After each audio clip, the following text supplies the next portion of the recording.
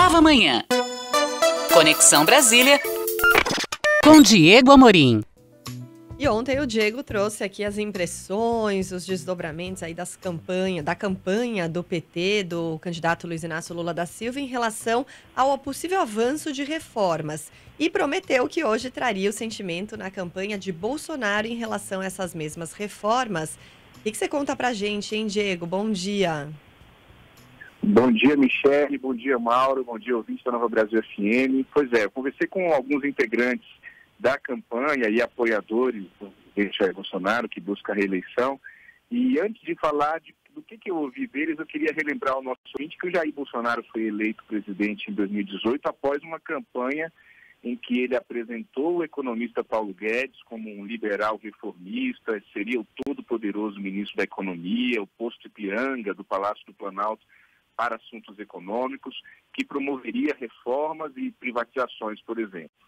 Mas aí surgiu uma pandemia no meio do caminho, o Paulo Guedes acabou sendo engolido pelo Centrão em muitas situações, e agora o presidente caminha para o fim do seu mandato com uma longa lista de promessas econômicas não cumpridas. Eu queria ressaltar um ponto aqui do texto do programa de governo de Bolsonaro para um eventual segundo mandato, em que ele culpa a pandemia e a guerra da Ucrânia por não ter conseguido tocar as reformas.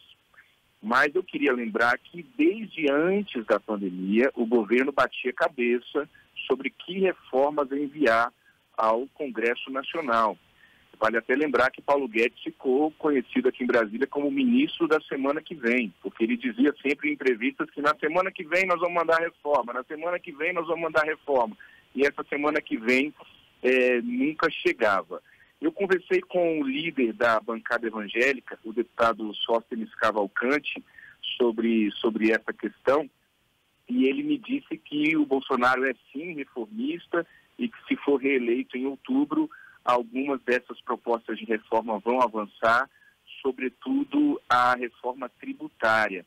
Ele me disse, não acredito que o governo Bolsonaro tenha mudado de ideia sobre as reformas. O problema neste mandato foi mesmo a pandemia que trouxe mais dificuldades para a articulação política, nas palavras do Sóstenes Cavalcante, que é deputado pelo PL do Rio de Janeiro. Sobre a reforma administrativa, assim como na campanha petista a gente escuta muita resistência, também na campanha de Bolsonaro eu escutei um pouco de resistência. Ele diz, por exemplo, Sóstenes Cavalcante, quanto à reforma administrativa vai depender do tamanho da base de apoio do governo em caso de reeleição e de como ficará essa articulação política.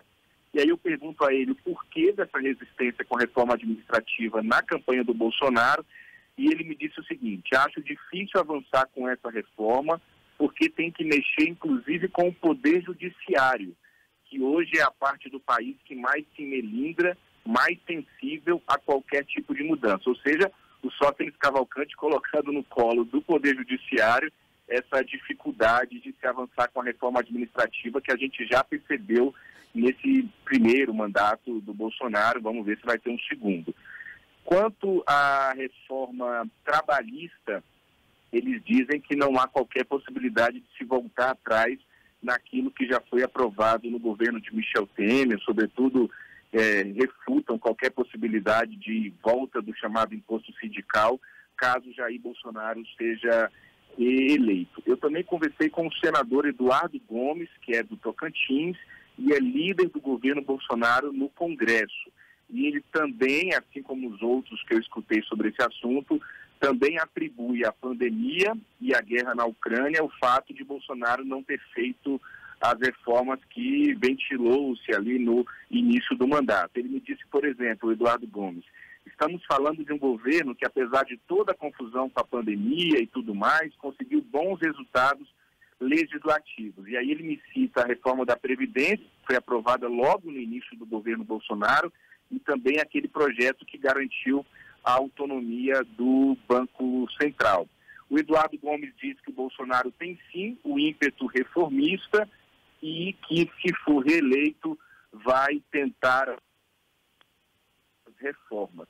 Por fim, eu também escutei aí em reserva um ex-integrante da equipe de Paulo Guedes, que me disse que no Brasil apesar dos pesares, apesar da gente ter aprovado a reforma da Previdência, apesar de muita gente publicamente falar em ímpeto reformista, na avaliação dele, abro aspas, não existe uma cultura reformista de fato no Brasil.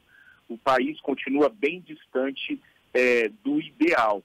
E ele me diz que a intenção é muito diferente da ação aqui em Brasília. Então, por mais que haja um Congresso que se diga reformista, que se diga disposto a avançar com essas mudanças estruturais na base do Estado, fato é, e ele não está errado, é só a gente olhar para a história recente desse país, fato é que na hora de fazer mesmo, na hora de você avançar com uma reforma, a resistência é muito grande. A gente está falando de resistência das corporações, a gente está falando de resistência do próprio parlamento, e quando avança é sempre com aquele jabuti aqui, aquele jabuti acolá. A própria reforma da Previdência mesmo foi aprovada com um monte de cortes dentro daquilo original. Não estou dizendo que o parlamento tem a obrigação de aprovar as reformas da forma como elas chegam ao Congresso, mas só estou colocando esse ponto para reforçar com o nosso ouvinte que quando se chega uma proposta no Congresso Nacional, junto com o mérito da discussão, vão vir também todas as questões de articulações políticas, as liberações de emenda, os acordos aqui e acolá, e isso, por óbvio, interfere no resultado final da aprovação desse projeto de lei ou em qualquer outra forma que essa reforma chegue ao Congresso. Mauro e Michele. E aí é muito difícil para o eleitor separar o joio do trigo, assim, porque praticamente todos os candidatos defendem algum tipo de reforma, e principalmente essas reformas mais importantes. E na prática, como você tem mostrado, isso não se concretiza. Como é que fica o eleitor nessa situação, hein, Diego? No que, né, a gente pode ver ali como palpável ou não no discurso dos candidatos? Michele, o que eu percebo? Cada um dos candidatos tem o seu público, né? A gente sabe que tem o seu eleitorado cativo, quase sempre eles falam para esse público. Então, quando é o discurso, quando é a chamada narrativa, eles vão falar das reformas que combinam com o seu programa de governo, com a sua postura política. Agora, na prática, quando o país precisa de reforma para valer, pode ser Lula, pode ser Bolsonaro, pode ser quem for. Quem está no comando do país vai fazer o que tem que ser feito. Eu dou como exemplo a reforma da Previdência. Não tem ninguém aqui em Brasília, no Congresso Nacional, que não diga que, mesmo se o Fernando Haddad tivesse ganho a eleição em 2018, a reforma da Previdência seria aprovada no início de 2019, porque chegou numa situação em que não havia mais o que fazer. Alguma coisa tinha que ser feita. Se foi muito, se foi pouco, se retirou muito direito, se retirou pouco direito, se agradou muito ao trabalhador, se agradou muito ao empregador, se ficou ruim para quem... Entende? Tudo isso é uma discussão, mas chega uma hora que não tem jeito.